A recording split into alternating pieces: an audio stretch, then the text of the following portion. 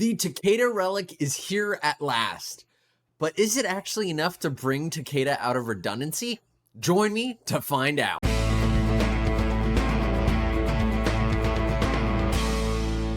What is up, ladies and gentlemen? Welcome back to another Rise of Kingdoms gameplay episode from your very own Shappy Gaming. Today, we are going to be looking at the Takeda relic and if it makes any difference into whether or not you should be using him or not. Now, let's walk through what some of these relic buffs are. As you can see, Takeda gets a cavalry health boost of 10% and a march speed boost of 5%. Now, that cavalry health boost is actually really nice. 10% cavalry health is spectacular. Cavalry always want more health, as you can look from their equipment. And that march speed boost is going to be nice because if you're running Takeda, you probably want to be able to hit and run away, especially since he's not currently one of the meta commanders that we see. But today, we're going to be looking at a testing of him before Relic, after Relic, and at the very end, we're going to be comparing him to some of the other cavalry secondaries that you might be considering. So stick around. Now, let's jump into some of those reports, shall we?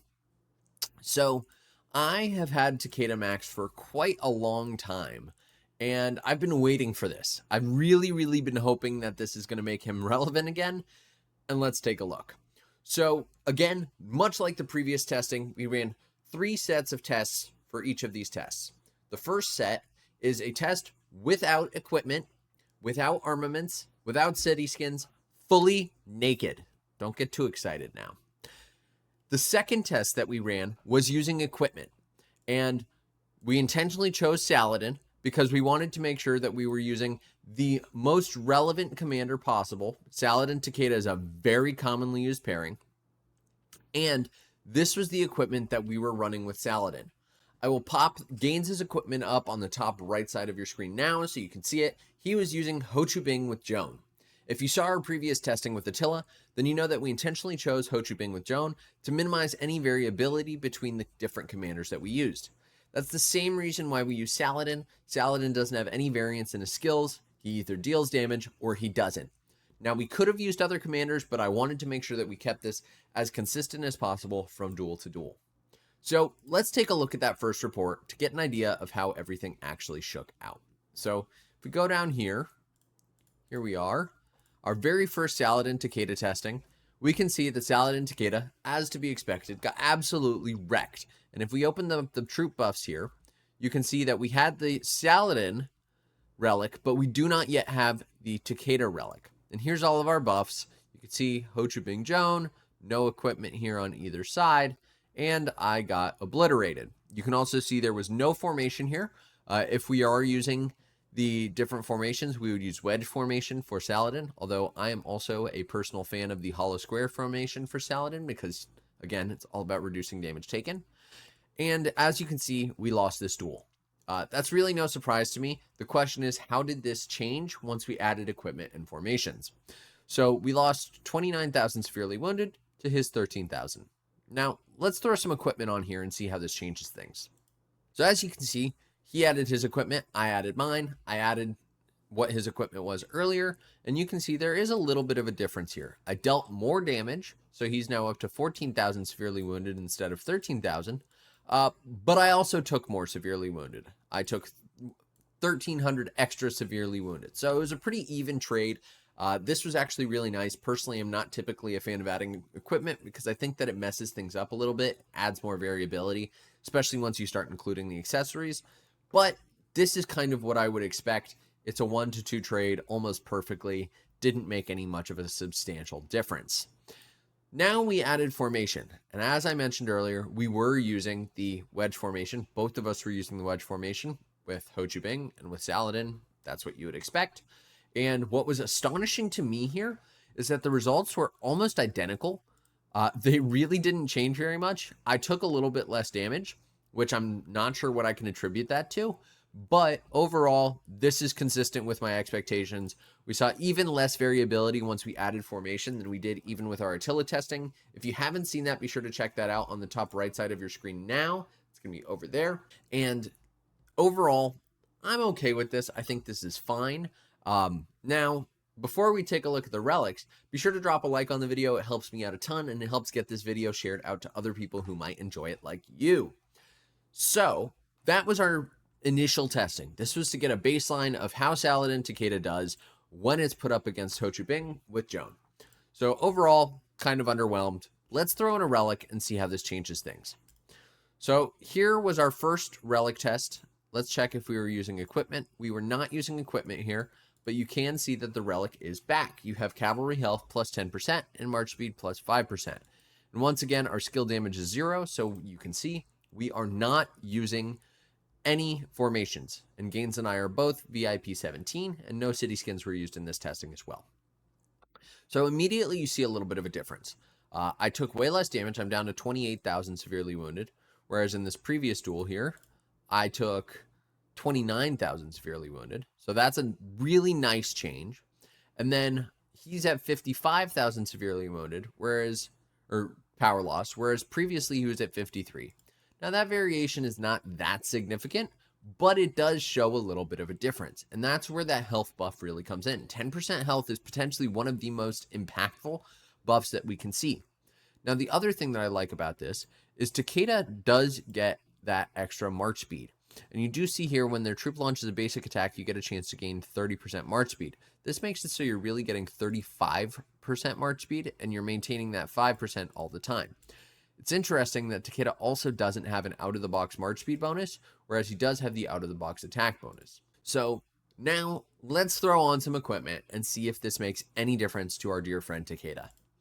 So here we are, we threw on some equipment, and I dealt a lot of damage, 63,000.7k damage. Overall, I'm pretty pleased with this. I think the amount of damage dealt was nice, and again, the amount of severely wounded that I had was really pretty comparable to what we had before, almost identical. 119 power loss, 118 power loss, 119, 118.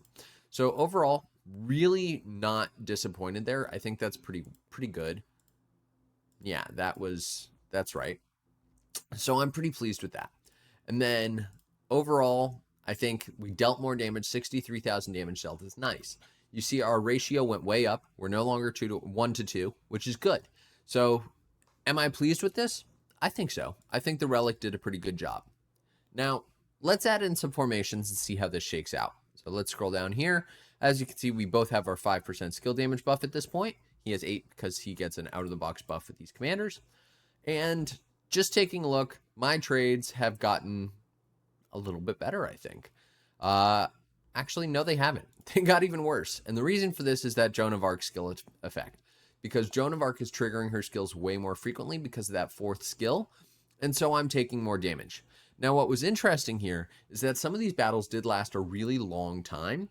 And it was because of Saladin's skill where he takes reduced skill damage. Overall, this was fine. I think the biggest impactful one for me was when we added equipment for the first time. As you can see, he took way less damage once we added in the formation, and that's because Saladin couldn't last as long. It's worth calling out that Takeda really does well when he's dealing damage over a longer period of time, which is why people really like Attila with Takeda. And Saladin and Takeda work because you can stay on the field longer, and thus you're triggering Saladin's skill more frequently. So that was all of our Saladin Takeda testing with relics. Overall, I'm pretty pleased with what we saw. I think we did pretty well. Here's our testing reports. As you can see, skill damage 5%. I'm pleased with that. But how does this actually compare with some of the other commanders that you might want to be running? Because again, Saladin Takeda is nice, but the real question here is, are you replacing some of your other commanders for Takeda, right? Otherwise, what's the point of this museum relic? So we took a look. So here's Saladin William. As you can see, you're taking really about the same amount of damage. A little bit less, 27,000, as opposed to the 28 that we're seeing pretty consistently over here, 28, 29.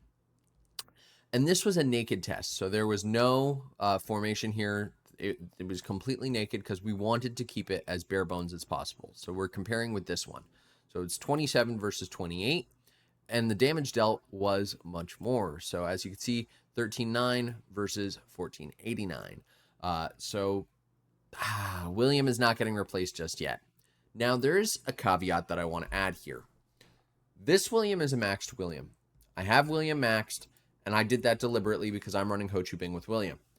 If you are running 5551 William, you may want to consider testing out how Takeda works. And the reason that I say that is because if you're just looking for a march that's going to last in the field, Saladin Takeda, if you have a max Takeda, may actually be better. Because again, here we see in our testing, the variability was pretty low. The only caveat is William is going to give you AoE, whereas Takeda is a selfish march. You're going to last longer, you might trade better, but William, you are getting that AoE. Just take that as you will. So then we said, okay, well, William is better than Takeda, especially if maxed. What about Joan? And Joan was a really interesting one because in 1v1 testing, Joan was not significantly better. We dealt more damage, which is great, but overall, Joan was not that much more exciting. So this does make me question whether Joan is all that much better than William, but in terms of our testing, personally, I would say the tankier march is going to be Takeda. It's going to have you last longer in the field, and you can pick your opponents. But if you do want that AoE effect, you're going to want to go with William and Joan. Overall, I'm going to be using this relic with my Takeda, mainly with Attila. If you missed the Attila testing, be sure to go check that out. But does this bring Attila and Takeda back into the meta? The answer is probably not. Am I going to be running Takeda in the field anymore? Probably not. If you guys have enjoyed, do be sure to hit that subscribe button right over there, bottom right-hand corner. And drop a like on the video, hit the bell so you get notified when new episodes come out. Helps me out a ton. Thank you all. Shappy out.